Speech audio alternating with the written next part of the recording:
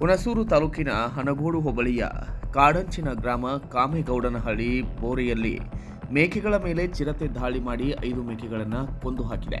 ಬೆಳಗಿನ ಜಾವ 4 ಗಂಟೆಯ ಸಮಯದಲ್ಲಿ ಗ್ರಾಮದ ಜಯಮ್ಮ ಉರ್ಫ್ ಕಮ್ಮೇಗೌಡರ ಅವರಿಗೆ ಸೇರಿದಂತಹ ಮೇಕೆಗಳನ್ನು ತಿನ್ನಲು ಬಂದಂತಹ ಈ ಚಿರತೆ ಬರೋಬ್ಬರಿ 5 ಮೇಕೆಗಳನ್ನು ಕೊಂದು ಪರಾರಿಯಾಗಿದೆ. ಸ್ಥಳಕ್ಕೆ ಅರಣ್ಯ ಇಲಾಖೆಯ ಅಧಿಕಾರಿಗಳು ಭೇಟಿ ನೀಡಿ ಮಹಜರು ಮಾಡಿ ತಲಾ ಕುರಿಗೆ 3 ರಿಂದ 4 ಸಾವಿರ ರೂಪಾಯಿ ಪರಿಹಾರ ನೀಡುವುದಾಗಿ ಹೇಳುತ್ತಿದ್ದಾರೆ. ಇದು ನಿಜಕ್ಕೂ ಮೇಕೆ ಸಾಕಣೆದಾರರಿಗೆ ನಷ್ಟ ಉಂಟಾಗಲಿದೆ.